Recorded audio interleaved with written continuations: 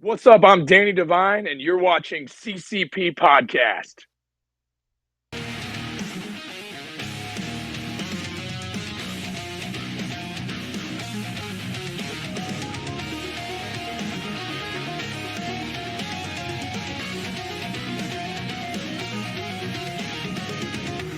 What is happening, friends of CCP Podcast, and welcome back to Beyond the Bell. I am Chris Pate. I'm being joined today by my BFF, Mr. Tydrick Tavar Ramsey.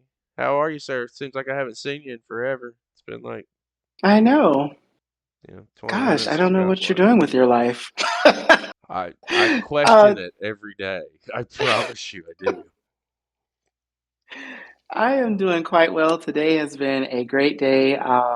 Anytime that we get together and we do this, it's a wonderful day. I'm really, really excited about the guest that we have tonight because I'm a big fan and I cannot wait to hear what he has to say. And I just got nothing to complain about, really. Like, life is good. Listen, you're 100% correct. First of all, if you complain, nobody's going to listen. Second of all, our guest today is definitely someone that I'm interested in speaking with because they came across my radar.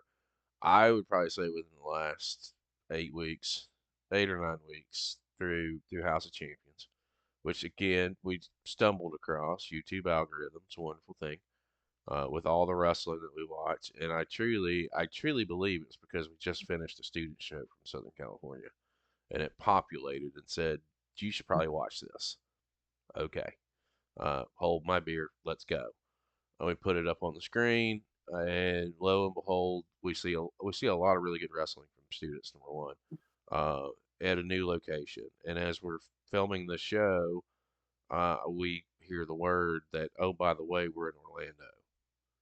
Oh, I'm right up the street in Gainesville. I will be there in 2 weeks because I was that impressed with the in ring work, and I needed to go myself. I needed to see it. I needed to feel the energy. I needed to get the vibe of the building and of the talent because there's some hidden gems here. And our guest is actually going into Tournament of Champions, which with the show dropping, it's probably going to be tomorrow night, it's Thursday night, April 17th. Is coming into a very, very high profile event, challenging for the HOC's heavyweight championship. We're going to welcome into the show, ladies and gentlemen, Mr. GMJ. Welcome into Beyond the Bell, sir. How are you? What's up, guys? I'm good. How are you guys? Living the dream, man. Living the dream. Toddy, what about Hey, yourself? Same. I'm just super excited. Thank you so much for being here with us. of course, no, thank you guys for having me. Like, this is an honor, honestly. First podcast, so We're making history. I'm all about it. We're, yep, it's number one. it's You only get the first shot once. you Sometimes, you know know. It's like when we're talking about the obviously the HOC's been heavy on the channels over the last couple of weeks. That's going into tournament champions. We like to say there can only be one. We'll talk about the women's championship. There'll be one women's champion to kick things off, right? And there's only one podcast to start things off, right? So I'm happy to be your first, and hopefully we have a great experience here, and you want to do some more of these down the line, not only with us but with other avenues and other platforms, man. It's a beautiful thing if you take it for what it's worth and you take it for what it is. Um, and our conversations are always fun. We're always very straightforward, organic. A lot of our guests repeat; they always want to come back, and that's just because we keep it real, man. Um, and truthfully, like I said at the start, the intro, House of Champions came across my radar by chance. Uh, was actually pulling a show. We have a Monday night show, which is Inside the Indies, where we do watch a random independent show from a company we don't know, that we've never seen, talent that we've never seen, first time watches to expose us to what's going on around not only the world but also here in the States by sheer happenstance. It populates, and was looking for a show, and we were going on the air in an hour. Well, here we go. Let's look at this. Had no concept, no clue. And damn, dude, we were blown away. and then to find out as we're watching it that it's a lot of it's students. It's like, wait, what? Hold on a second. Let's back up for a minute. My wheels start rolling. I didn't know who was attached to the school. I didn't know who was working there. I didn't know who coaches were. I didn't care at that point because I see that the work is good. And for student shows, I always tell people if you go in thinking that you're going to see 100% crispness and cleanness, then you've never been to a student show before.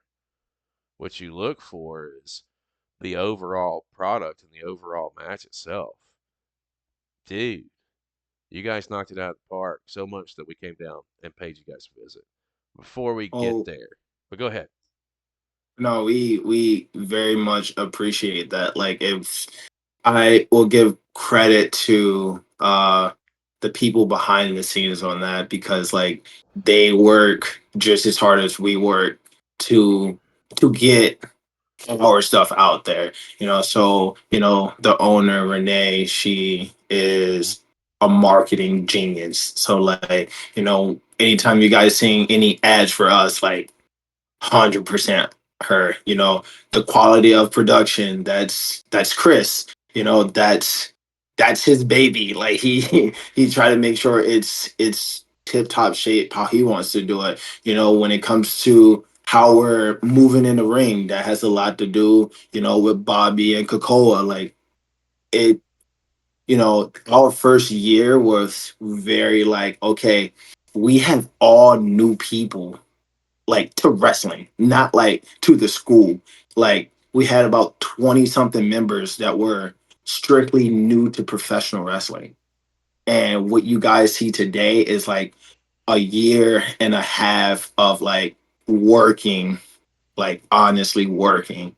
And to see, I even think about it now, I'm like, yo, it's crazy to see, people like Armando, people like Patty, Destin, like yo, I remember when I started with Armando. Patty came in a couple months after.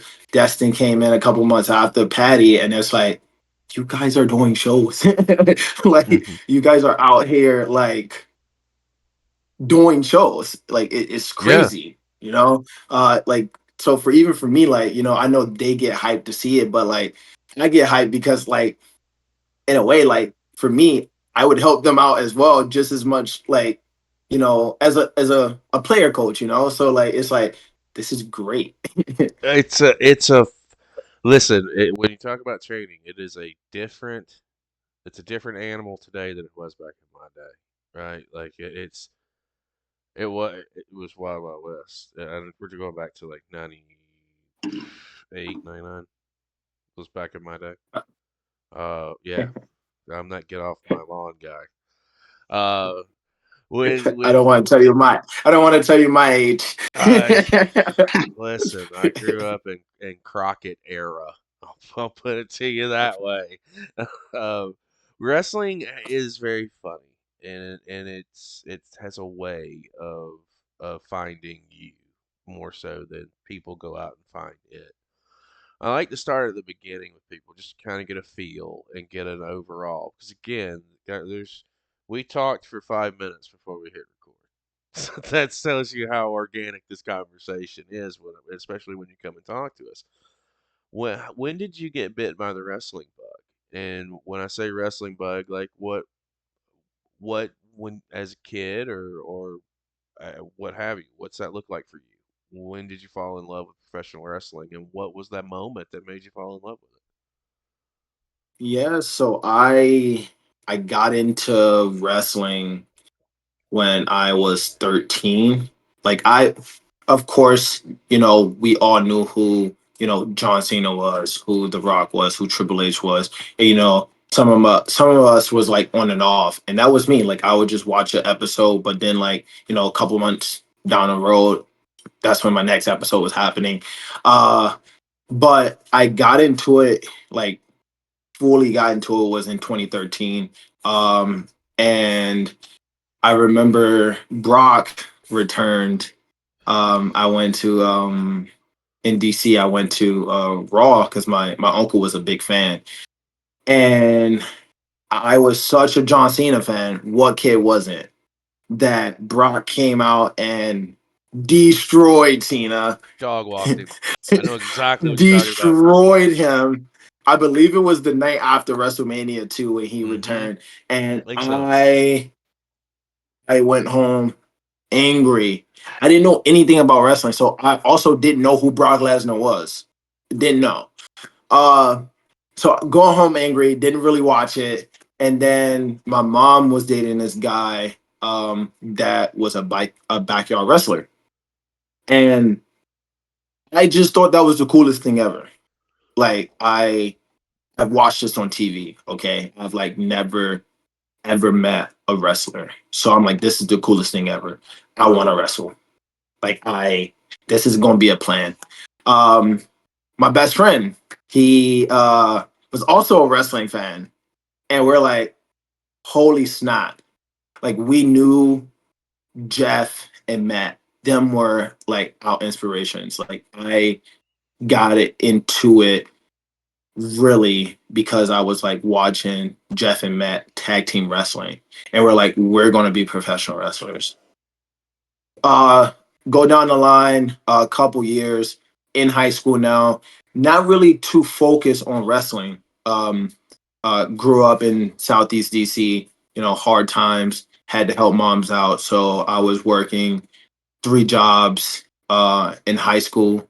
So I didn't have time to, play sports anymore or even think about wrestling. Like I would always just like keep up with it with the clips. Maybe watch some YouTube before I'm going to bed. But it was just like, school, go straight to work. Maybe on the weekends I was going, to Baltimore, which is about an hour away from DC for work, to come back to work at a restaurant. And then I graduated from high school, and my plan was always to leave DC after high school. Like pack everything up and get on a plane and say, hope for the best. But something told me not to just pack up and leave, like to figure it out. Like what I want to do. And in DC, they pay for if you go to the police academy, because I also always wanted to be a police officer, a FBI agent. For some reason, I also thought that was the coolest thing in the world to be an FBI agent. So I was going to go to the police academy in DC, and they were going to pay for my college. They were going to pay for me to be in the police academy. And when you hear that as a graduate, you're like, absolutely. Like you guys are going to pay for my schooling and pay me to go? Absolutely. So I went down there and I did all the paper. I was doing the paperwork, and in that moment, I was like, I want to wrestle, and that's the first time in a long time that it was like, you want to wrestle. So I was like, nah, I'm not going. I'm gonna go wrestle. I'm not gonna do this anymore. And I like literally told the guy, I was like, hey, I'm so sorry, uh, but I don't think this is the right move. So I was following Tyler Breeze and Sean Spears. I ended up going to flatbacks. I believe that was August of 2020, 2019, 2020, one of the two.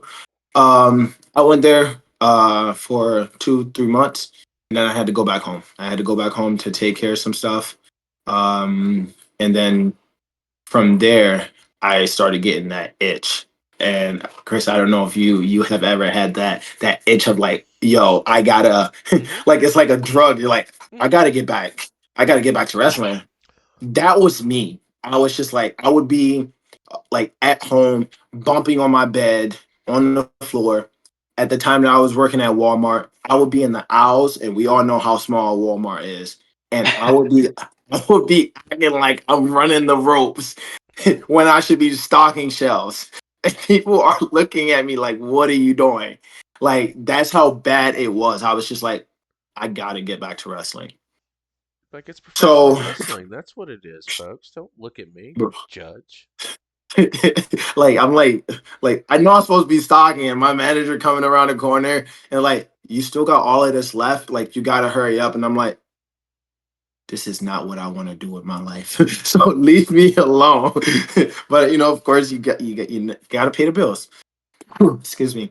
Um, so then I was planning on going back to flatbacks. It was May of something.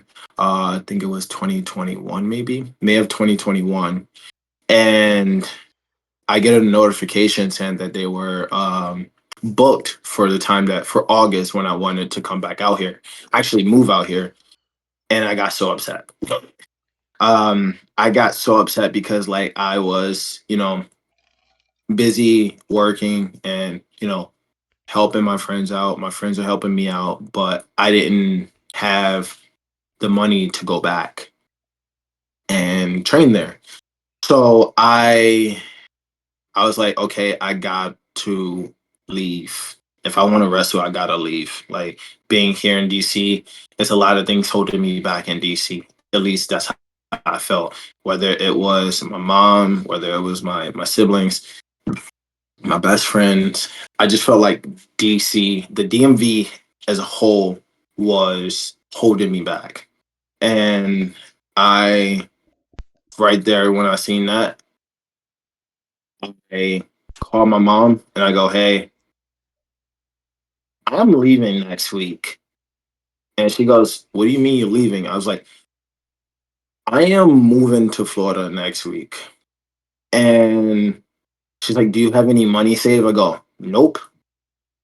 Uh, I was like, I'm gonna come do maintenance with the car, get maintenance done with the car, and then I'm leaving next Friday night. So what are you gonna do with work? I'm like, listen, I already got an interview. Like everything was like this, working in the restaurant industry, like it's good because like, you can work anywhere, Mm-hmm. especially like as a busser, as a server, like it's always opportunities. Now I didn't know what Florida had for me, honestly. Like I applied to two places, one got back to me, and I was just like going off of like I got an opportunity with this job. Uh, that's all I need. I'm like, that's all I need is an opportunity somewhere. With my resume in restaurants, like that's all I need.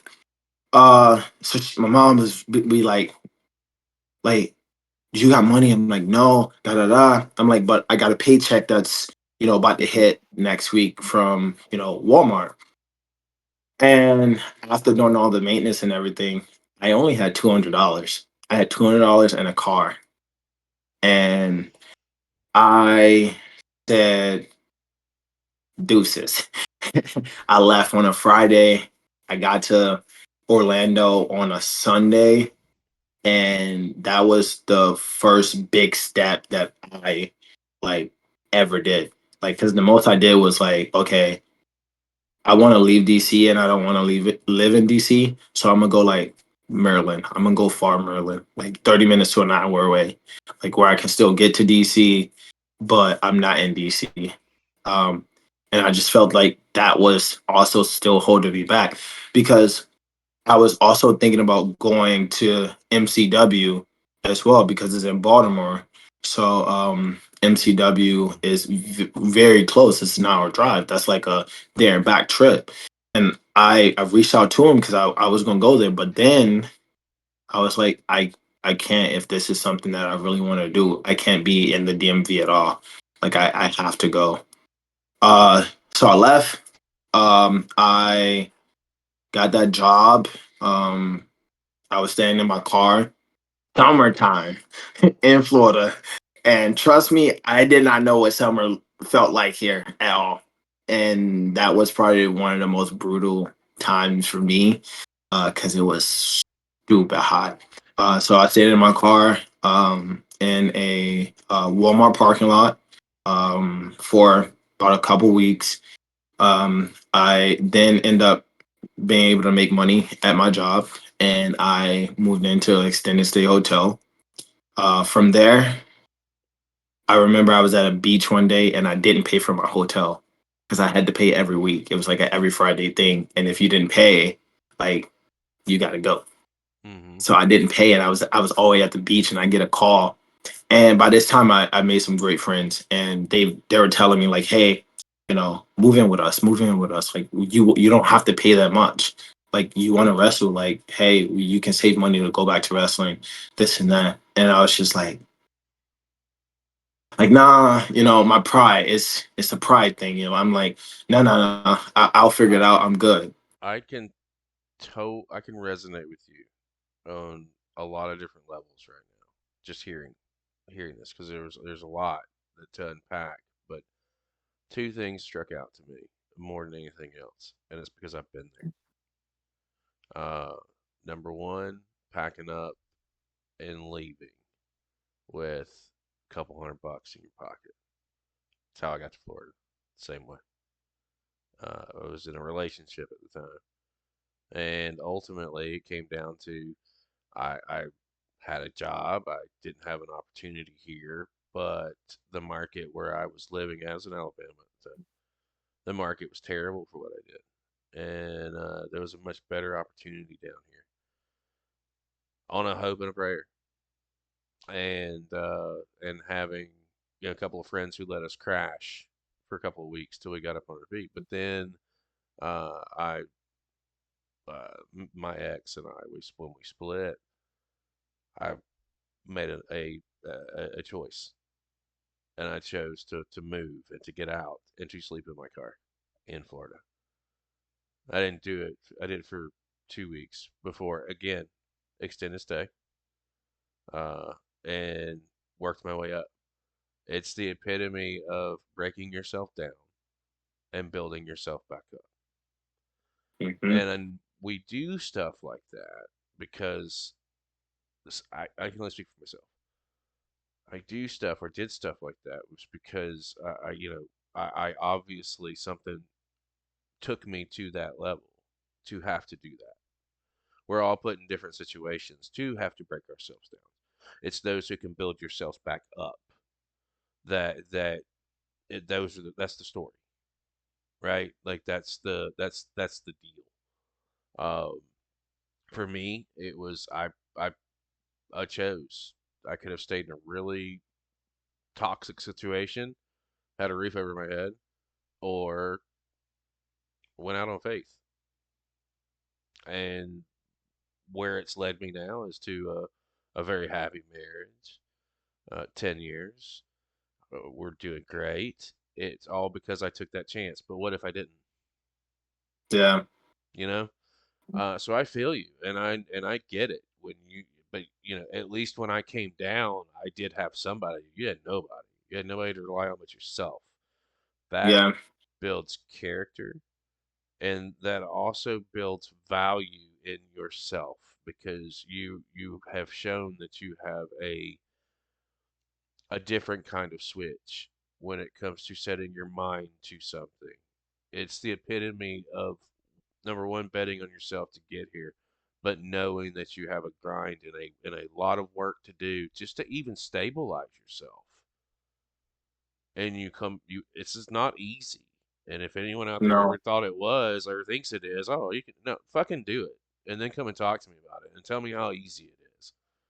Yeah. So I want to acknowledge that because I know how hard that is personally.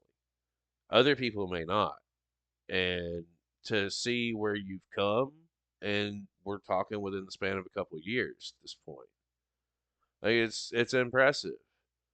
I mean, everyone has a story. I didn't know that how deep yours went, and I know that this probably goes deeper than that. Because we all, again, something puts us in that position to where we have to break ourselves down to build ourselves back up. For me, it was my relationship. I had to break myself down because if I couldn't help myself, I cannot help anybody else.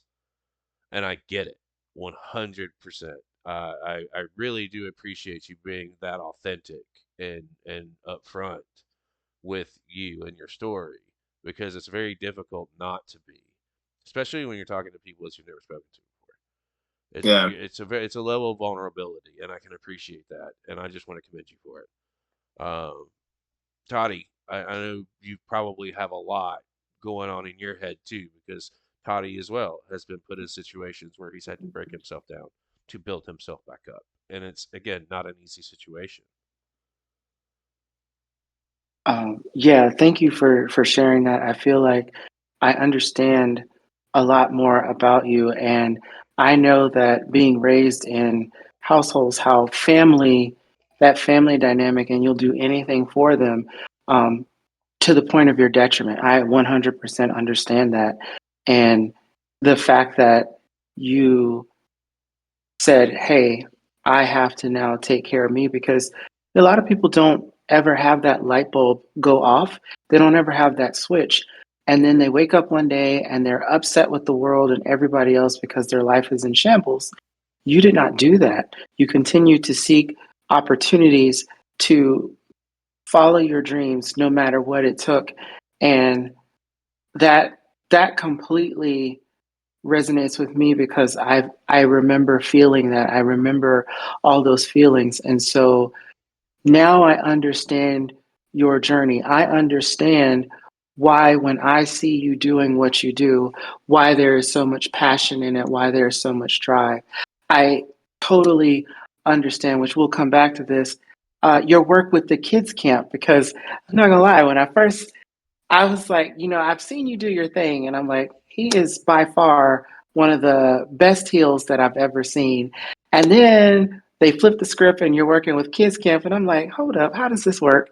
But Oh my yeah, goodness. Because, and yes, we will come back to this 100%. But when I was in the crowd, and this is a story, the only criticism about HOC that I have openly given, this is the go home show to the to your premium show. Why the fuck are we bringing kids in here to cheer GMJ when he's supposed to be getting booed out of the building? And So oh no, we're not done. We're not done. Right after this segment with the kids, which you didn't see on YouTube, guys, and for real, it was a fantastic spot. It really was. It made those kids feel and give them something that they never will have unless the company offers to come back to another camp. But to have them cheer you, and the kids cheered you in the closing segment, I went, what are we doing? the thing that's what that was like. So we actually talked about like if they were going to bring Wilson, myself, and Ryan up, especially because like I was the next segment, and we like right before the show started, like that was a decision that we made. And I of course, we haven't got on it, but like I run kids camp, and I try to also teach the kids like, you know, sometimes like this is a hill, and then this is you. Like you're your character sometimes, but like, you also want to be yourself as well. And I also didn't want to be like, hey guys, I'm a bad guy today, so boo me. Like I want people to honestly react to how you feel. Like whether you're liking what I'm doing or not, especially with the direction that I'm doing right now, like even without the kids, I can honestly say that I think it would have still been a mixture of cheers and boos. Why that is because what I'm saying in my promos um is the truth. Like it's not like I'm making up a story. Like I'm not. I'm just stating the truth. And some people like that, where some people are going to cheer because you're telling the truth and you're doing nothing wrong really. And then some people are going to hate it because people hate the truth. Mm-hmm. So I was if you always a heel. it's it was easy. no, it's so easy. It's like very much easy. So whenever I switch back to a baby face, it's gonna be challenging because I'm gonna be wanting to it's do like heel stuff. it's not, man. It's not. I'm gonna tell you because you got to think about it from this perspective, and this is how I tell really good heels this all the time, and I'll tell you this too. The more that they boo you now, which you got to milk it a little bit. But the more you get the heat now, when you do flip, the more they're going to cheer you, and vice versa. The more over you get as a babyface, when you flip under the right circumstances and the right conditions, they are going to boo you harder. It's the cycle, man. 100%. I 100%. thankfully I never had to go through the babyface cycle. I had a 5 or 6 year run, and I was always Back in that time, I don't know if times have changed. Back in that time, the heel we called the matches in the ring. So the heel would call the match, and I loved being the fact that I would be able to pace this thing because I listen to the crowd. The crowd's going to tell me if what I'm doing is working or if it's not. And if it's not, I need to figure out. I figured out how to adjust it and pivot it to where it did with whatever we were doing. It just happened to be one of my niche. What I was really good at was reading the room. Uh, with you, and I know we're really gonna dive into the kids camp stuff here in just a minute. I don't want to look past the fact and steer away from where we were just going because you've fought from the bottom to get to the top, or not necessarily get to the top. I'm talking about in life. Moving down here, betting on yourself, getting through the trials and tribulations that come along with that, which is not easy. Uh, how do you wind up at the HOC? Because what we have found over literally the last couple of weeks, because I've talked to several of you guys, and everyone kind of has a different story. But the beginning of the story is with the HOC. It's coming into its second year.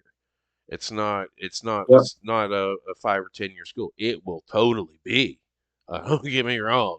They're just getting started, and if the curriculum and the way that things are going, just from an outsider's perspective, they're going to be here for a very, very long time.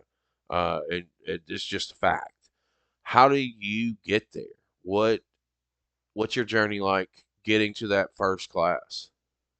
Yeah, so I to like move along with the story a little bit, I started back wrestling in December of 2021 at Devon Dudley Academy, and I was there for a year and a half. But with being there, I for so long, like I felt like I wasn't progressing anymore.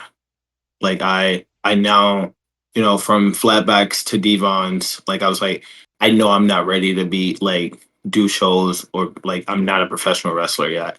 Um Going to Devons, my year being there, I was like, okay, I feel like I'm ready, but something is missing. I trained with Kakoa a couple times when we both were at Devon's before the Hawk opened up. Hmm. And I one day seen him post about it. And I was just like, like what is this? Like what is happening? Because it was like very anonymous, honestly, at the time. This is when like they were putting out like things that different people were saying about Coca-Cola. So I was just like what is happening? And then they announced that they were opening the House of Champions. And I messaged Hey, and I was like, you know, hey, like what is, prices looking like? And he wouldn't tell me. They didn't even have their soft opening yet. Yeah, he was like, I don't know yet. And I was like, okay. He was like, but I think you should come out to the soft opening. And I was like, okay, like I'm free. So I went. They had a 3-day event. I went day two. Going there day two, of course, I'm more advanced than most people because I've been doing it for about 2 years at this point. Um, so we're not really doing too much. I look at the facility and I'm like, whoa, this is a facility. I got a recovery zone. I have, a gym all in one. I'm like, this is probably the best I've seen, at least from my time in professional wrestling. Um, so then they're like, hey, Nick or Jamie, he was like, am I gonna see you tomorrow? And I go, yeah, but like, yeah, you'll see me. He's like, you sure? And I'm like, yeah, I promise I'll be here tomorrow. I am big on trying to keep my promises and my word. I think that makes me, because I try my hardest not to, like, I guess you'll say, let someone down. Like, I don't want to let anyone down. Um, and I want people to see me for me as, like, okay, this is a guy that will keep his word, and like I can trust him. Um, so I that's always like my motto is always truth, love, and honor. Like them, that's what I go by. So I came back the next day, and we're doing the same thing pretty much. And Kakoa goes, "You need to work on your facials." And I go, "What? Wait, what do you mean I need to work on my facials? Like what are you saying to me?" It's like you're just like no emotion. And I go, "Oh." Like I'm like kind of confused, because like when I'm at, like, I'm at Devon's, I'm still at Devon's at this point. Like I'm like getting like good fire, good comeback, things like that. But no one ever told me good facials or bad facials or work on my facials. So like that literally sparked something in me to like go, It was like, wait, what is this? This is a whole new world. yeah, Hold like on. this is something new.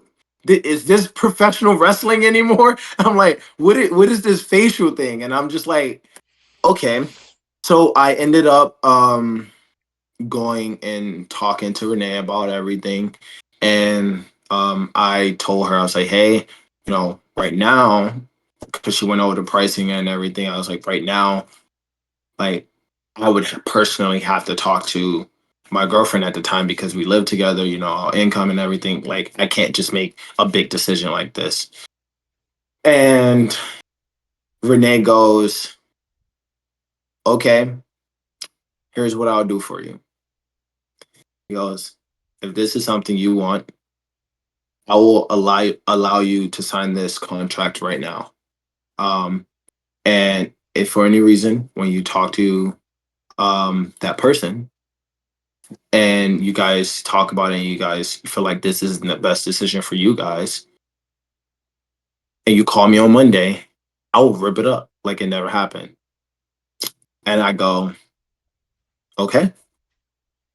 And I signed it. Once I left, I got straight on the phone. I was like, hey, uh, I'm gonna be very honest with you. This is probably the smartest move that I can make. Like, between, and I'm like going down the list of everything that the HOC has to offer, promo classes, something that I wasn't getting a lot of, you know, Kakoa pointing out something little as facials, recovery, this, like, I don't need a gym membership. Like, I don't need these stuff. I have everything in one. I'm actually training in a 20 by 20 ring with actual ropes, just like WWE. It's a TV ring. And I've said yeah, it time and time again. It's a TV ring all day, every day. absolutely. And I get the train in that. I'm like, I think in order to elevate myself, this has to happen. And the person was like, if you if you think that that's what's best for you, go. And I go, okay. And I didn't call Renee.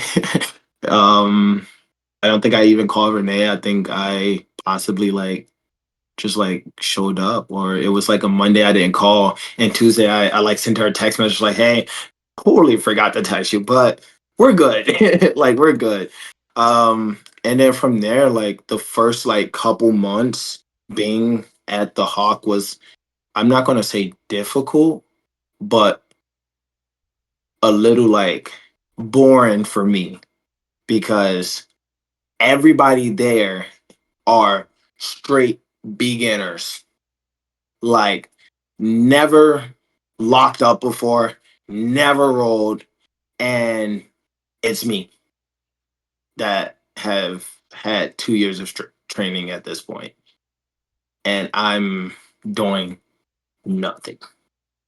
Like, it was maybe like a couple minutes out of the entire practice where I was actually, you know, running a spot with Cocoa and like blowing up, getting in some conditioning. But like other than that, I wasn't really doing anything.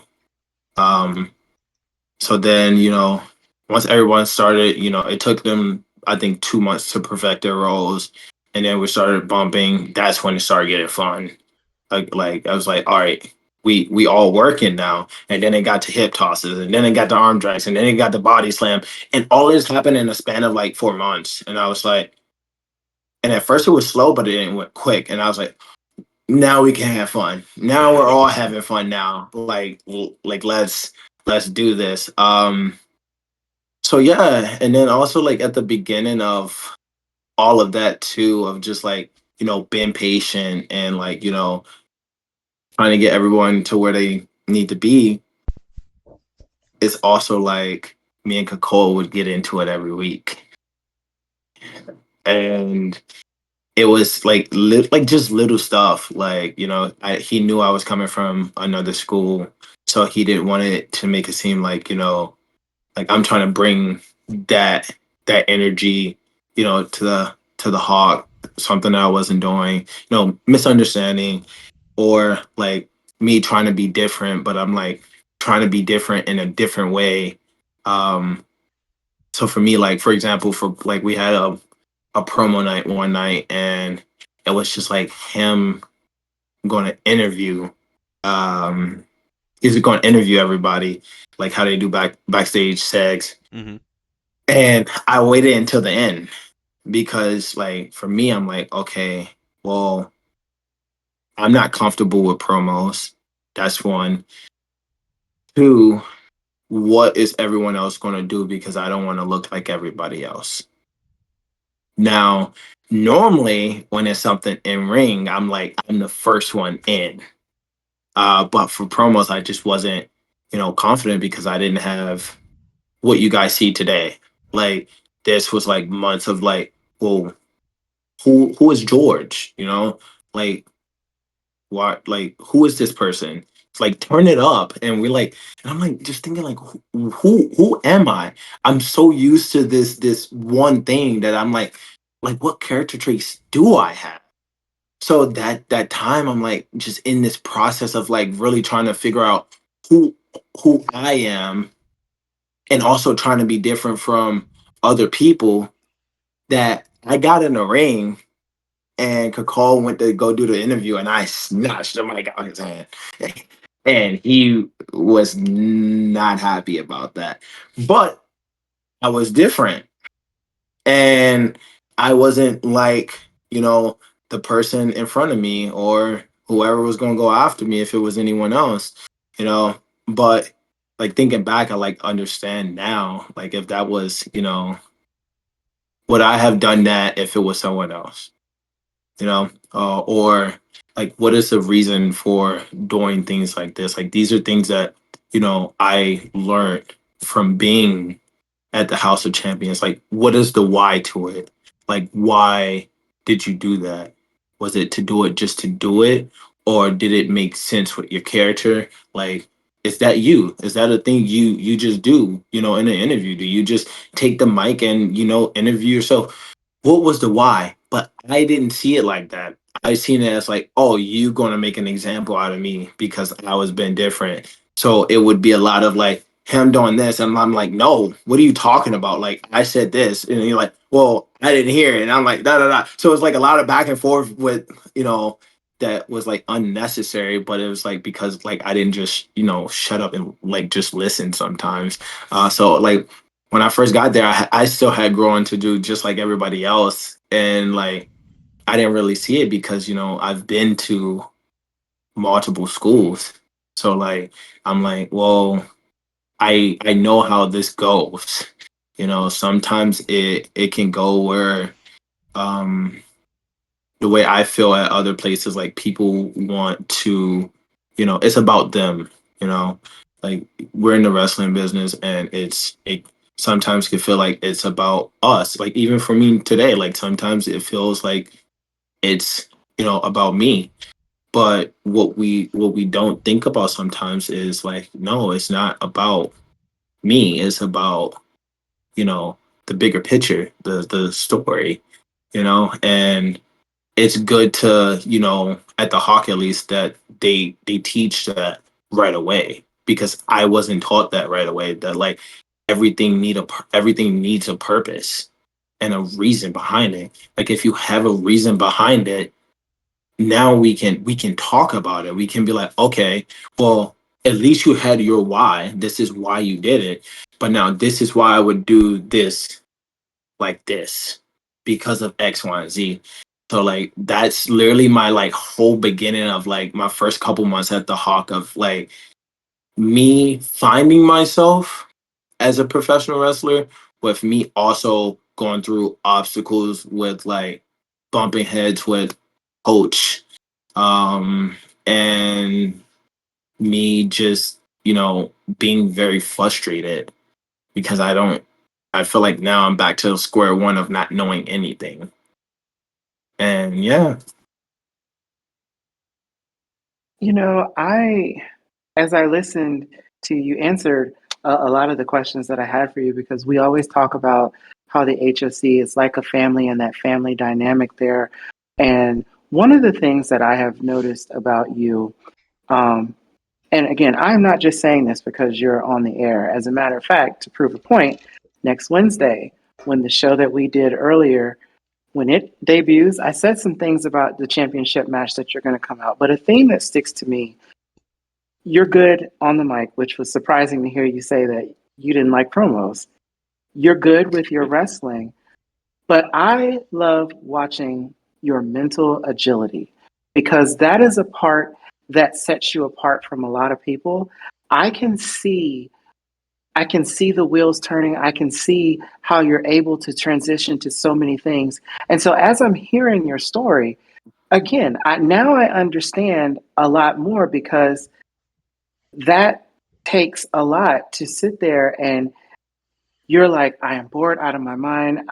I'm not getting along with them, but you stayed with it and you still learned from it. And even though it may not have seemed like that at the time, now we can see that finished, polished product. So my theme for you is always going to be, I love everything that you do, but that mental agility, it just stays with me, probably because I'm a paralegal in life, so I use my mind as my job. So when I see that, it like,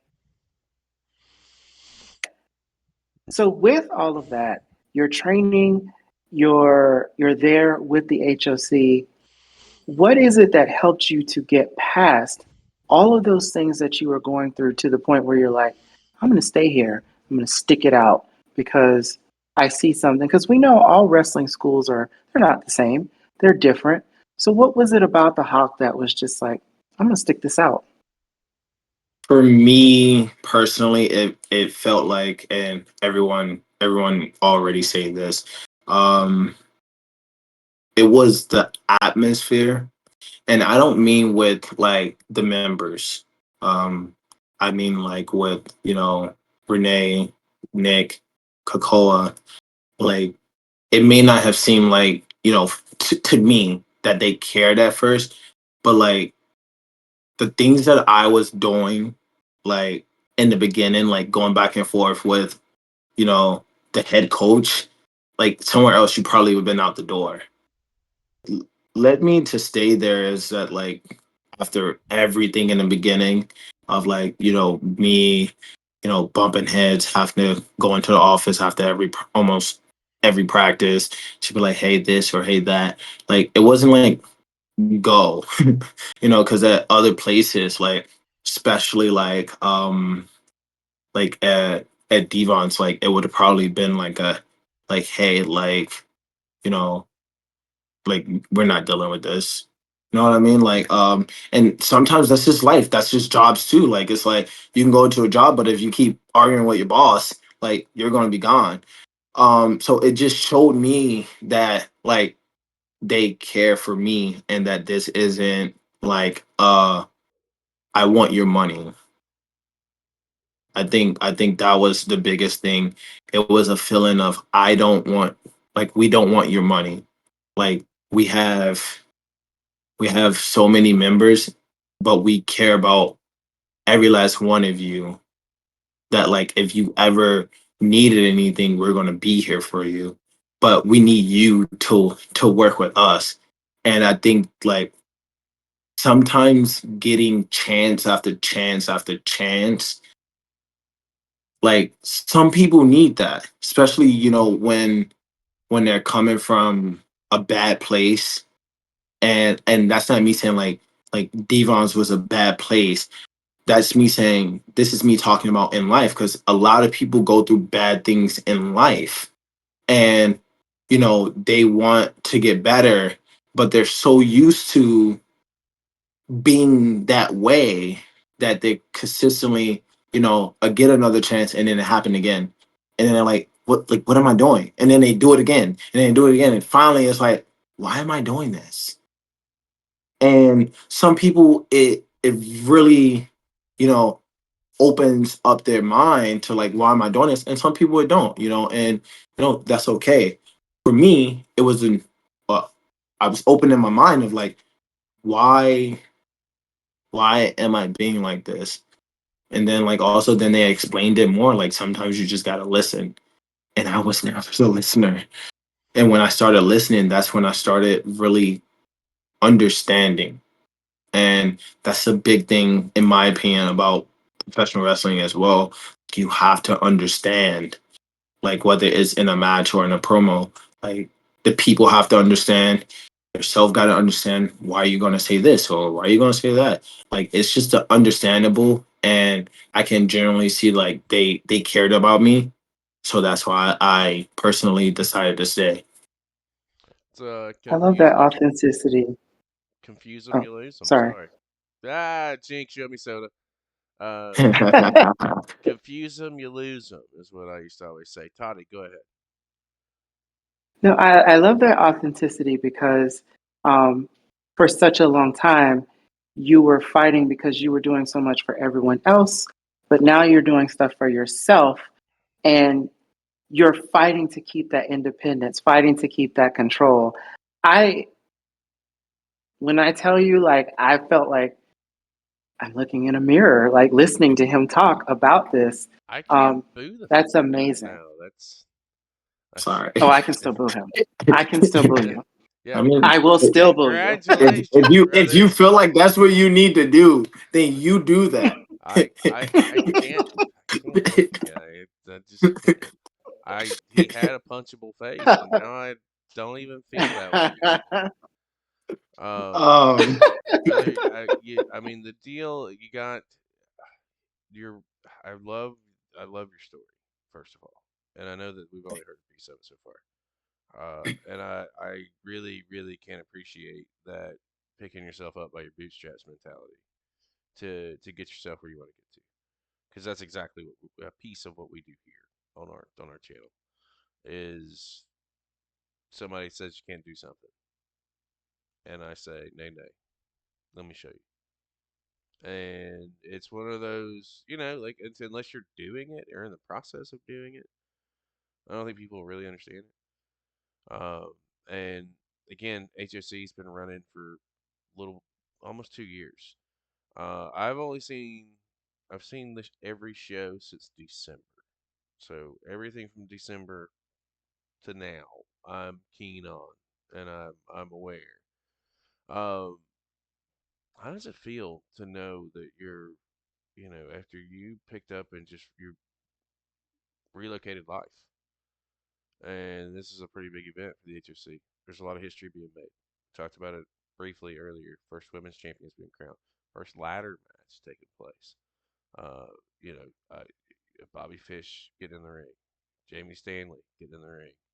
Uh, all this going on. Big storyline with Enos and Destin. But the main event is GMJ and Big Boy Patty. I had the opportunity to be there, and I'll call it like it is because I said it literally earlier when we watched the show back live with Destin and Mo. That closing promo, or the set contract signing segment, the exchange between you two was really well done. I really Big Boy Patty gave me Dusty Rhodes vibes, and nobody Yeah. outside of a Rhodes has given me Rhodes vibes. Uh, and in order to do that, if you're gonna be a good babyface, you've got to have that good heel. And you're coming into this event headlining for the championship. Basically, everything you worked for leads to Thursday night. What is, where's your head at? Knowing that, you know, the song and dance is everywhere. We're about to get into some serious business. Well, my my head is just like thinking about like where we were at last year, um, and how the students was putting on the show, um, and now we're all doing this as a team, and it's like wow. But me and Patrick have a lot of like I've been there since Patrick started. So we have history. We are our brothers. Like that's love I love him like he was my brother. But when you see things that you don't you don't like, as a brother, you beat up your younger brother. And that's kind of how I treat this. Like I don't like what I'm seeing, and I'm gonna beat you up, and I'm gonna take what is precious for you, just like I would do my own brother. Like if I didn't want you to have something, I'm taking it. I'm the oldest. I'm gonna be the bully. I'm sorry. Like, do do you deserve everything you've gotten? Yes. Do you deserve to keep it? No. Let me ask you this, Kid Kuda. Let me tell you what I've The seen. sidekick. Let me The tell you what I've seen. sidekick. Oh, not the sidekick. Let me tell you what I've seen. what, And what, what do you see about Twitter? I've called this out. And I've made it known. I see a new champion being created. And a lot of people Okay. may disagree with me on this. And I see it being because Kid Kuda won't keep his nose out of this piece of business. And I'm going to parlay that by saying that that's by design. Toddy said that your mental game is very much on point and very keen. I've said that we're gonna have a new champion. I said because it's gonna be because Kid Kuda is gonna try and interject himself, and it's gonna backfire on Patty, and you're gonna capitalize. So that being said, have you been playing Kuda this whole time? Have you been stringing him along? Yes. Listen. Like I said, my motto is truth, love, and honor. So I won't lie to you. My thing is that Kuda wants the attention. He wants to be in Patty's shoes, and he's not. He's doing it to himself. At the end of the day, I don't have to do anything. Like it could be anybody in this position now, and realistically, they wouldn't have to do anything to make you guys think like this. It's just happened to be me, and guess who's calling it out? Me. Like who wouldn't be smart enough to be like, hey, like you're just being like this person. Like you have nothing to do with this. Go somewhere. You're like a fly. Go somewhere. I promise you, I am not stringing anybody along. I promise you, I'm not. If that end up happening, that is between them two. If at the end of the day, Thursday, if Plausible deniability. I if I become HOC champion, that is because of me and nobody else. Hmm. That's what I'll tell you.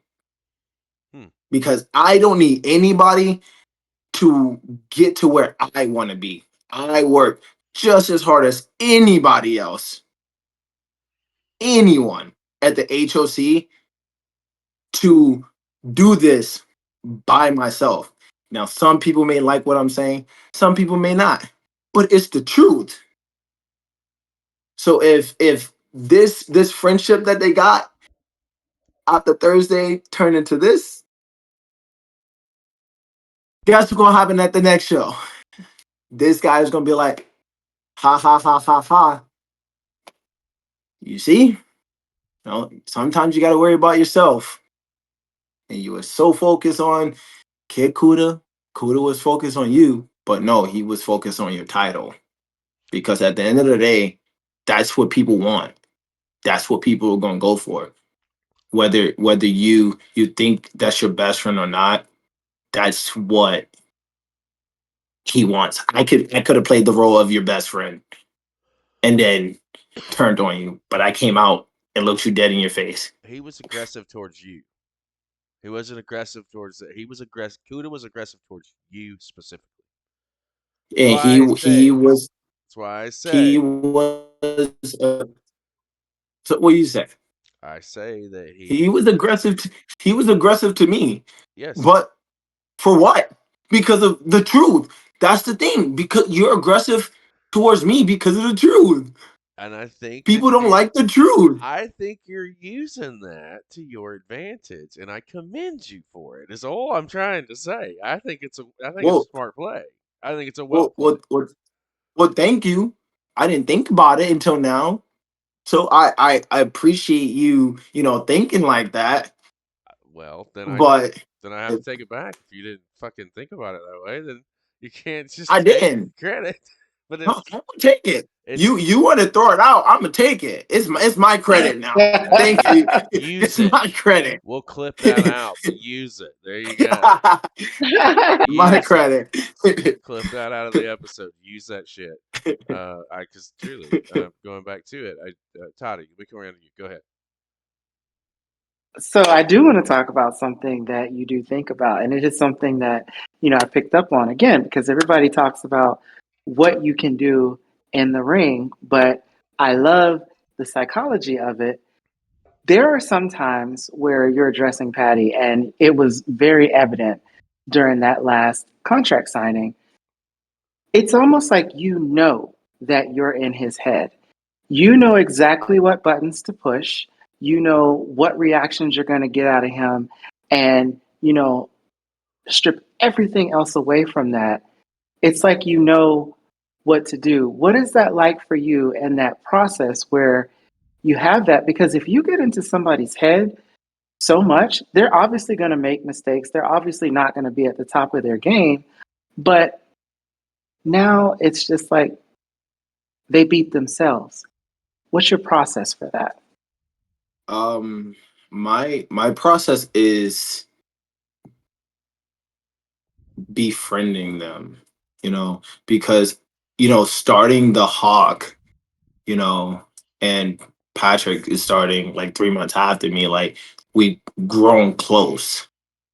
So when you are close to someone, like you know them buttons, and what is gonna tick them off a little bit, and you don't I don't necessarily try to like hit them buttons, but I do.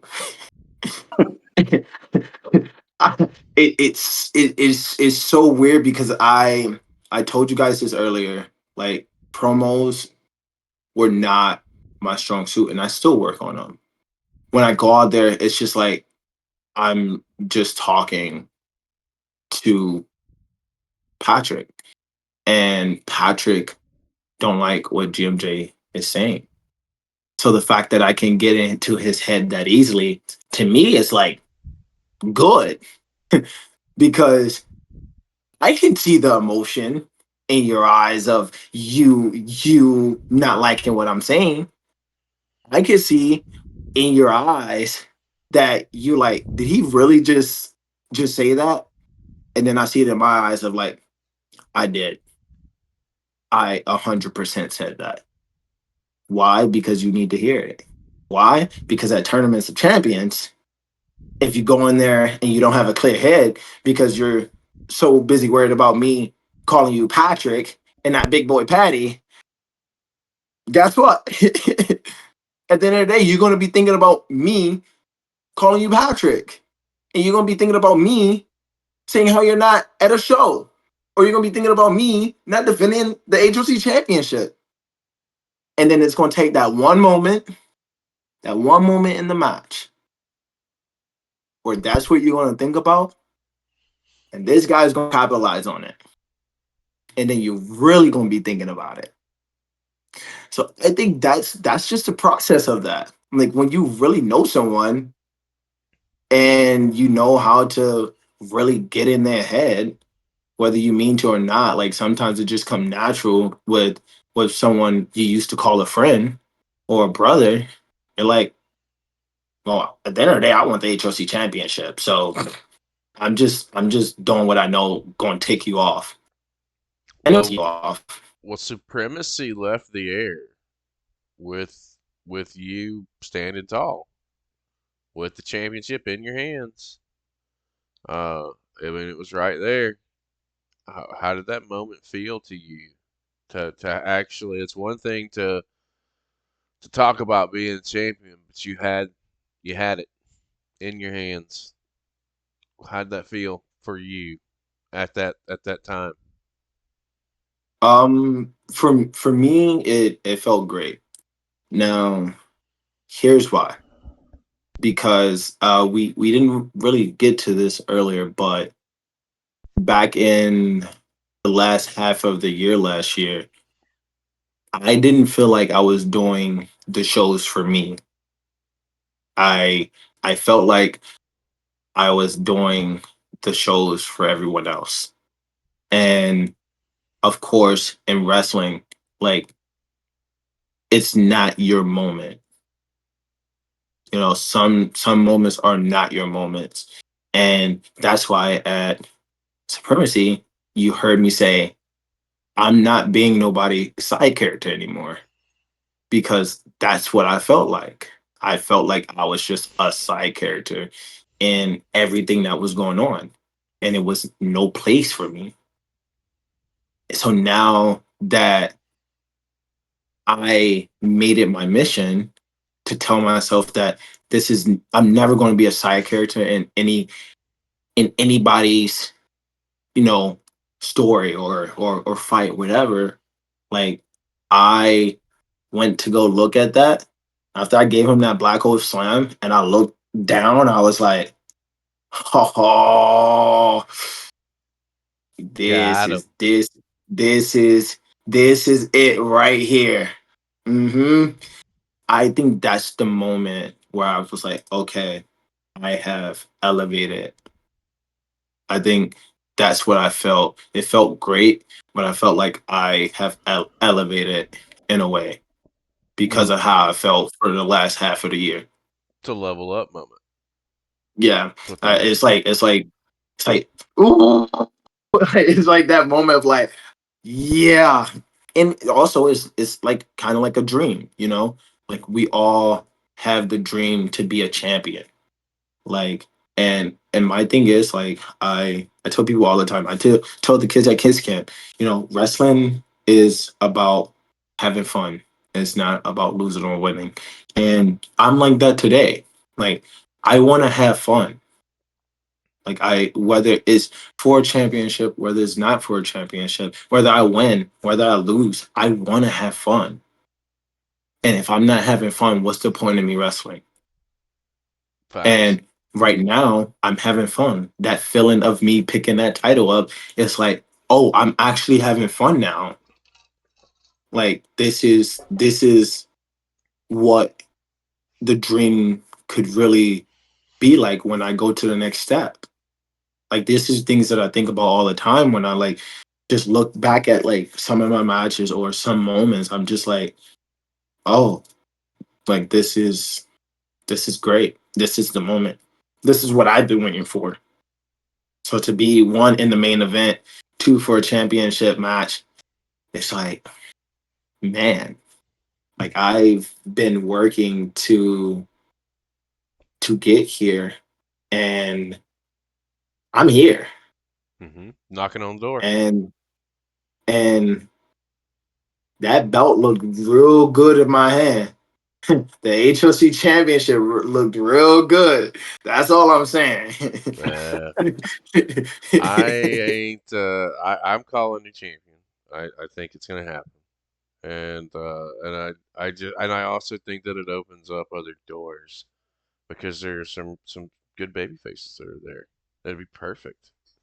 I did tell the guys earlier. I said, whoever leaves the ladder match with the briefcase will directly influence my final pick on who is going to leave the title. But right now, my odds are on GMJ because again, I think that you're in the head of Kuda, and I think you're in the head of Patty a little bit, and I think your mental game of chess between the two is gonna play a factor here, and you're a sly, cocky, smug son of a bitch, and you'll take advantage of it. You know how I know? Because I would do it too. It's it's the way, it's the nature of the beast, and it's the way of the game. Tournament of Champions is really going to be a fantastic show. And truthfully, now that we've got a little bit of that out of the way, I do want to take a few minutes. Want to start winding things down. I do want to talk a few minutes talk about Kids Camp because this was something that I was not familiar with or accustomed to, and I get to the show and there are a lot of kids there, and I'm like, okay, cool, this is great, awesome, I'm here for it. And then I hear, get the segment on the show about the kids camp, and I went, wait, hold on a second here. I really think it's a cool idea, and I want to dive a little deeper into how and why this came about, and how many camps have you had, and what's upcoming there, like any kind of information that you can pass along about that, because I mean truly I was there. I got to, kids have their energies are so they're different. And I fun fact about me, what you consider they consider it empathic sensitive, so I pick up on energy levels, and when you walk in, the energy levels of these kids was so just like it felt like I was being like cuddled in a warm blanket that's just come out of the dryer. It's like it was warm. It was different. They don't get that without having a great experience and without having something that puts them in that position. And the kids camp deal is a piece of it, if not all of it. And if you're directly connected to it, again, any information that you can pass along about the whole concept. Yeah, so kids camp came up to me maybe what December, the winter break was our first kids camp. I think it came up to me a couple months before, about just an idea of a kids camp, or maybe I bring it up. I can't remember, but we started talking about it because I also run a program called the Real Wrestling Experience (RWE) at the Hawk, where outside people come in and experience the world of professional wrestling for 2 hours. Um, so it just came up of like, okay, we get a lot of kids that want to do this. Like, so what if we did a kids camp? And we're like, okay, what do that look like? No idea. I'm like, we're all just there, like we don't know. Um, the process was just like, well, these kids want to be professional wrestlers. Like, let's give them something, because not everybody can start at the age of 6. I think our youngest is 6. um, but not everybody can, wrestle at the age of 6, or like Destin, even 15. Mm-hmm. Some people, have to wait until you're 18. That's most schools, like 18 Mm-hmm. to even wrestle.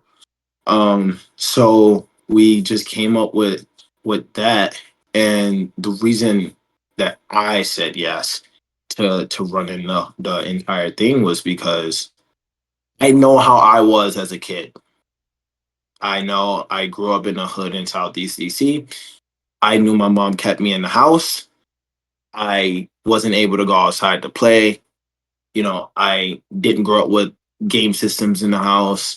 So like it was just like, action figures, toys, and just TV. And I'm like, well, if I would have had something like this when I was young, like this would have been great. Like whether I knew if I wanted to wrestle or not, it would be great to do. So we had our first one, and we were so surprised how many kids we got. Mind you, we started, our first one was their winter break, which was December, and we were like, will we do another one? And we were just like, well, let's see how this one goes.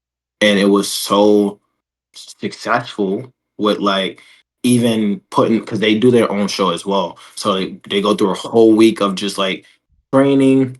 I train them personally, just kind of like introduce them to wrestling. And as they come back, we just get more deep into wrestling. But that first week was just like, teaching them some things because of course, they're kids, so they won't be able, some of them won't be able to do, of course, what I can do right now. Mm-hmm. You know, so at least enough that they can have fun, they can be safe, and they can protect each other. Um, but then their first show happened because they have a student show, a kids camp student show after every kids camp. And when I told you that we sold 180 tickets for them kids, we were like, what the world? Mm. And all the parents would just come up to me and just be like, this was great. You were great. When is your next one? And then that we had just announced our spring break, and just to see the reaction, from everyone from spring break, winter, most of them came back for spring. Same thing happened. And now we're going into summer, and summer is a big one. And realistically, like I'm not doing anything different than what I would do for a real wrestling experience. It's just with kids now, so you got to be more patient. You got to really like have fun with them. And my first job was an aftercare, like an after school program that I worked. As soon as I got out of school, I would go straight there and work with kids these age. So I'm like, this is like perfect for me, So like it's just super easy. So like I teach them, like one day we teach them how to bump. We're not expecting it to be perfect. They have their headgear on, and they take a back pump. They work on some strikes, kicks, punches. Uh, they love super kicks. Of course. They love super kicks. Uh, they all week we do battle royals because they love to do battle royals. They're like, can we do a battle royal? Can we do a battle royal? I'm like, let me teach you guys something else, and then we can do a battle royal. So literally like all week is like battle royals and learning how to do moves like an RKO, and a move like I may teach them how to take a body slam, um a stunner properly, even a bionic elbow is in there, like how you should hit this person, safely at least. So they have like 12 different moves that they get to learn, um along with putting on a show for their family. And some people are in the battle royal, but then some people are in single matches, in tag matches. Like our first show, it was me versus one of the kids, Jacob, and we just did a singles match. You know, it was for the HOC championship. You know, like just putting my own spice on it. You know, the next show I was in a tag match. It was me and a kid named Jackson versus his sister and her friend Ari. And they, I was like, oh, yo, this is a brother sister tag team match right here. And I, found a way to make that, that moment happen and special. So it's a long week, but it's a week of like just fun, like just really learning wrestling to the fullest, and our next one here is summertime. We have a 5 week summer kids camp this year. It starts June 2nd. And then we go in the first 3 weeks of June, and then we take about almost a month off. And then the last 2 weeks of July going into August.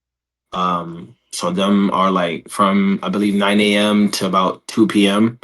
All day. And it's the same thing. And we're getting a lot of returners. So it's just like, can I start doing a little bit more advanced stuff now? And they're like, I think that's what they want. And I'm like, how can I get these kids to attempt to do a house show dive? I'm like, I know they want to so bad, but I'm like, how can I get them to do a house show dive? You guys want a little bit more. Every time you come back, I'm giving you a little bit more. Every time you come back, like I have a story for you. I'm like, the biggest thing, and I tell them this all the time, is about the story. So if you come back, we just play off of the story we just had. Like it's like, yo, let's have some fun. Let's all kids camp is. It's me having fun. It's the kids having fun. It's time for the parents to just like have a break from their kids. Uh, so like that's literally kids camp. It's one big week of fun teaching kids and me getting beat up. And if you're interested in that, you can find the information at the HOC Yes, sir. .com, HOCpro.com. The HOCpro.com. Yeah, correct myself. I was like, that doesn't sound Yes, sir. right. All right, Toddy, I know you have questions about kids camp, so ask away. No, I was listening, and I think that hearing your story, you're the absolute perfect person to spearhead that. And Thank you. now I understand why the moment happened where I was like, "He's your heel." Like, why? What is this? Why? Now I get it, and it makes so much sense. But uh, you have this versatility about you to where you resonate with everybody, and you said something to where you're just being you, and this is authentic to you. So no matter what you're doing in this journey, this kids camp, you're making it special for them.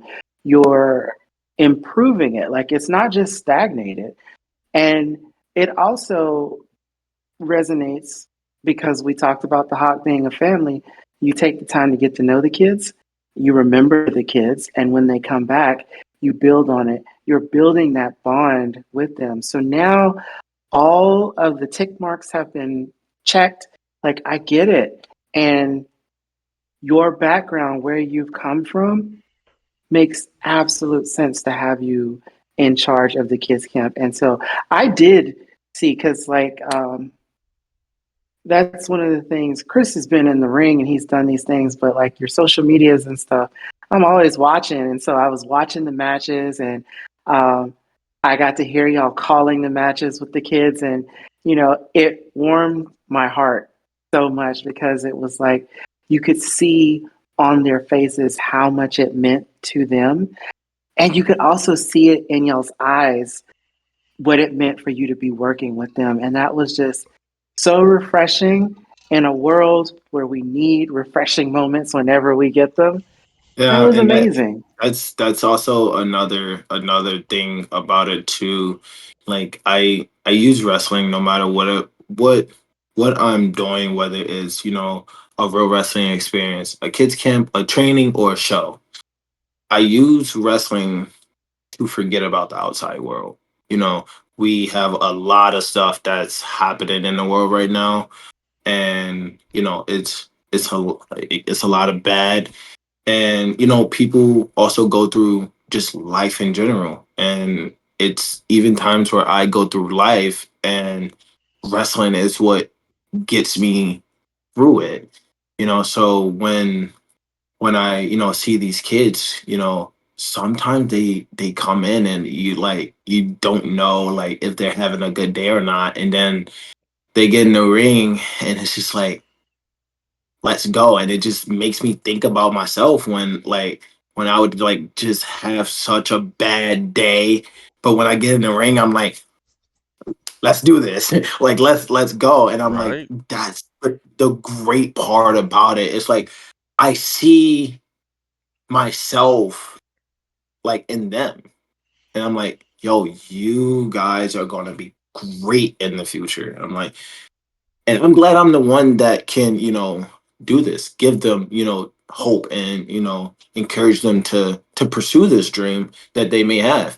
And who's to say that it may leave, but guess what they will have? Like if they don't have wrestling and this is not something they possibly want to do in the future, they got that memory. They got that memory of like, I did this as a kid.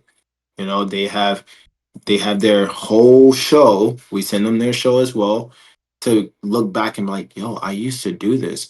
And who knows if they get out of it and they see that, they go, oh, I really did want to be a wrestler. Let me be a wrestler. I had one of the kids go, hey, when I get older, can you train me? And I'm like, when you get to the age where you can come to the Hawk, I will 100% help train you. Like, I'm like, that is, you know, a lot to me. Like whether I'm in, WWE, TNA, Impact, I'm at AEW, New Japan, wherever I'm at in the future, like if I can be there, oh, 100%, because I got you them first couple steps of getting in the door of professional wrestling. So why wouldn't I want to finish that? Like let you cross the finish line of your training. 100%. 100%. That is, listen, I don't think there's a better way to end this than with that right there, because I don't think we're beating it at all.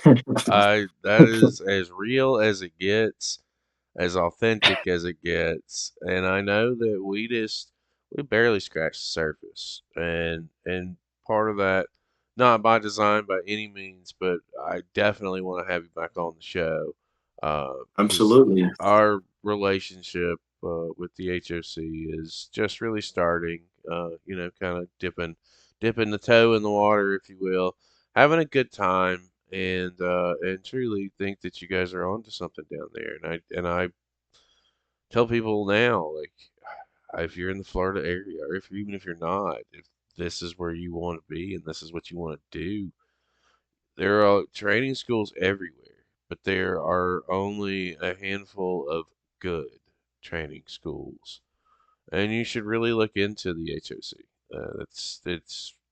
It's a different animal. I've never felt anything like that before, and I mean that.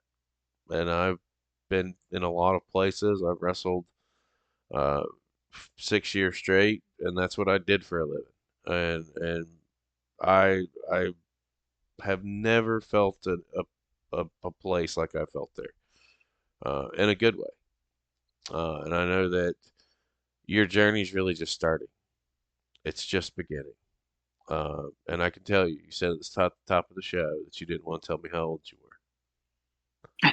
You don't have to tell me. I can tell you. You're between 24 and 26.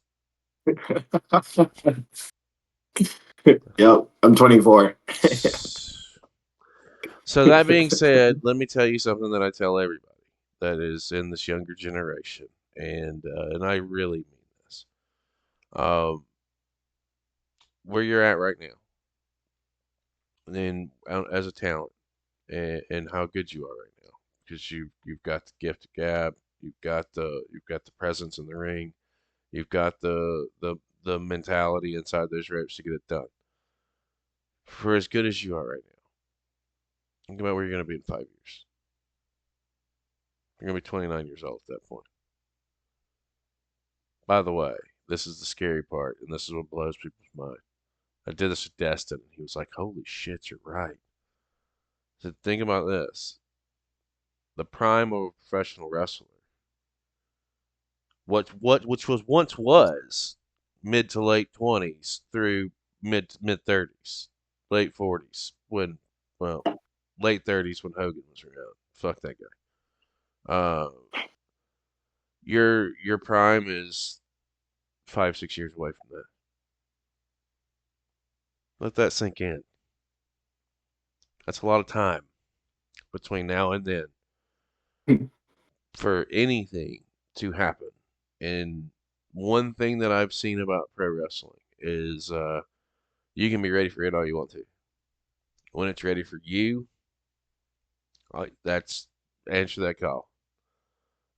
We are looking forward to seeing this all unfold uh, at Tournament of Champions. Both Toddy and myself, my better half, will be down there. We're sitting ringside. We are going to watch history be made on several different fronts, from the first ladder match in HOC history to the first women's champion to this big main event. Uh, it is truly going to be something to see, and we're just getting started. Our Oh, platform 100%. Our platform is here for you and for you guys. If there's anything that we can do, all you have to do is ask. If that's doable, we got you. If you, yeah, we're there. It's because we invest, and you guys are the future of professional wrestling. And if we don't invest in you now, we don't have shit in the future. And I don't like a future without professional wrestling. That doesn't sound fun to me. Not at all. And you cats in the younger generation are the guys who, in the next 10 to 15, are who we will be watching on television. I plan on being around doing the same shit 10, 15 years from now. I want to be one of the guys that can say, I remember when. I remember when, I saw so and so. And look at where they're at now. I talked to them. Oh, I've given them story ideas. Oh, I've written for them. Oh, we've done hundreds of shows together, and it's such a fantastic thing, professional wrestling. It truly can bring people together.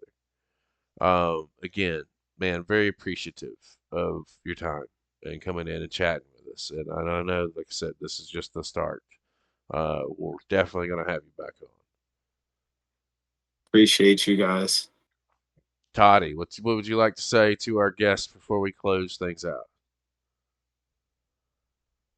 There's so much to say. I really hope that you've enjoyed your first podcast, and I hope that you come back, because I could sit here and listen to everything that you have to say for hours and hours and hours.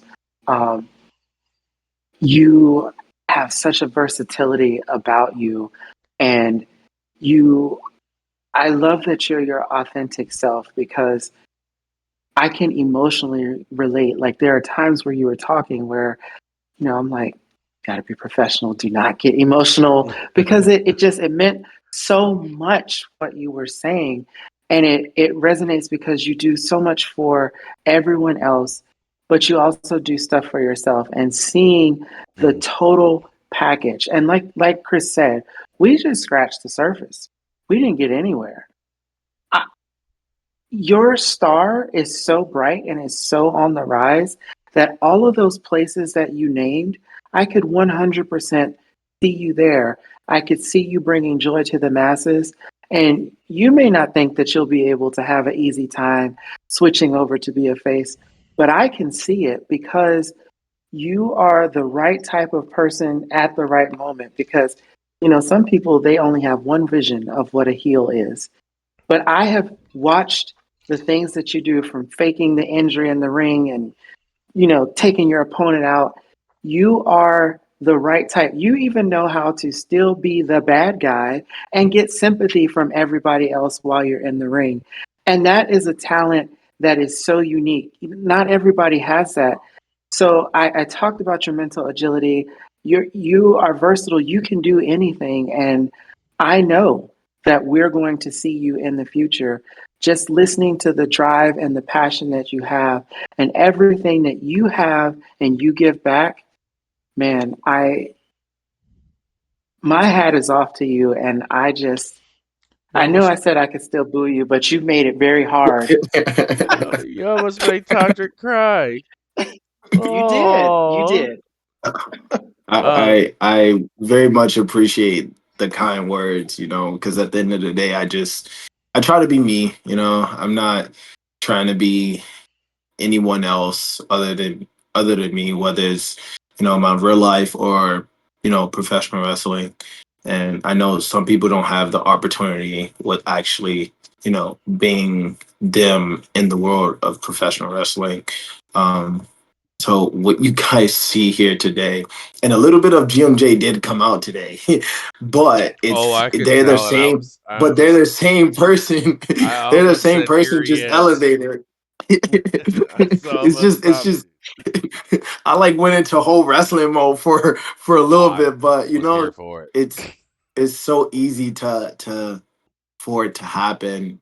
But seriously though, like the kind words that you guys have given me, also just like the things you have said on your podcast, just in general, like, and it's just a reaction, Mhm. like sometimes it's just a reaction. It's like I jump up and down when you guys react to just something as simple as me driving someone into the post. I'm like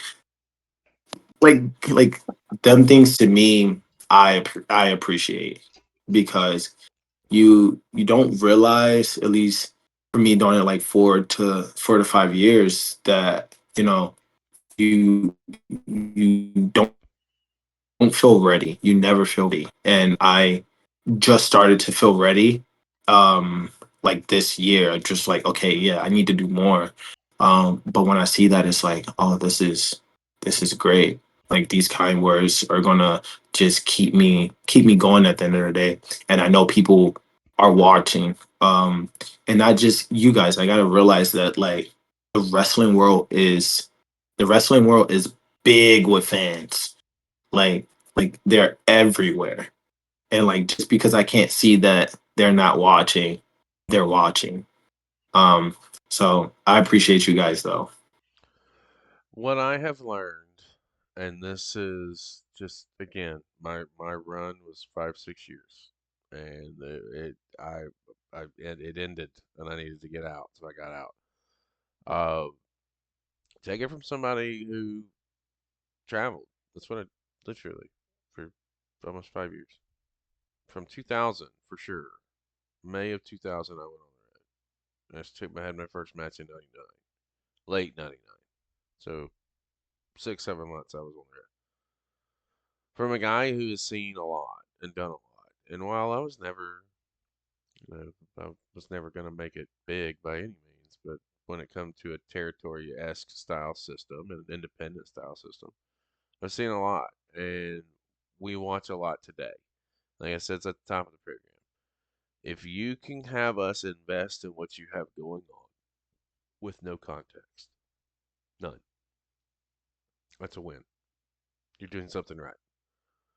So if nobody tells you anything, we're telling you off of one show that randomly came across our screen.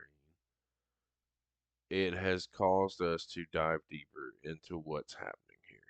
And it truly is something special. It's going to be a fun ride. The easiest way, guys, that you can support independent wrestling is by sharing, and subscribing. Right there. It's been on the screen the entire show. GMJ. Catch him on Instagram. The official GMJ. Simple. Hit the follow button, and you too can get out there and see what this man's got going on down in Orlando. And are you just doing HOC stuff, or are you traveling around? Uh, no, I have a show in Jacksonville on the 12th. I have Jacksonville. Oh, yeah, on the 12th of April. I'm in Pensacola the first weekend of May. I just got done doing something in North Carolina, so I'm trying to get everywhere. That's the goal. Try to get everywhere. Okay. Well, we have friends in Georgia.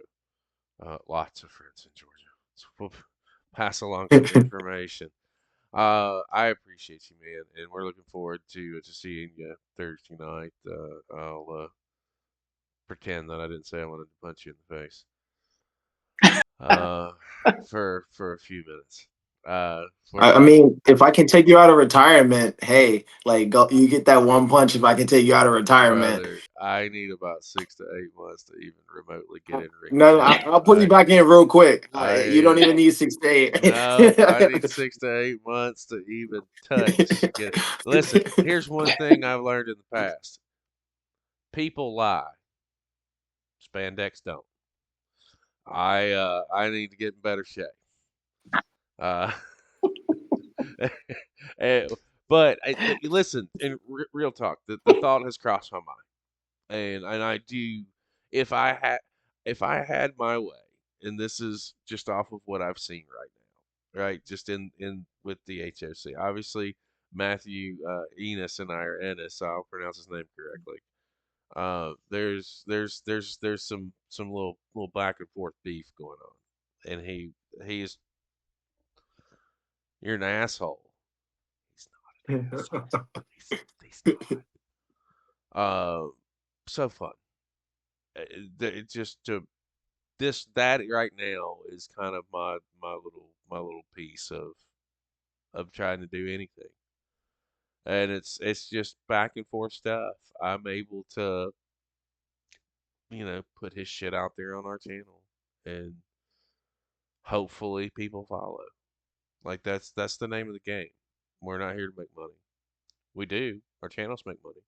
We put it all right back into the indies. Send it back to companies. Send it to people who get hurt. Uh, we self-fund everything. We have our merch sales, but even then, same concept. We don't care about fame, fortune. That's not why we're here. Even with our shows, if we're doing a show on a spotlight like this is like a Beyond the Bell. It's a conversation. I don't call it an interview. Your name and likeness is on the screen. Same thing with a spotlight show. Same thing with a company show. If we're watching, House of Champions, their shit is on display the entire show.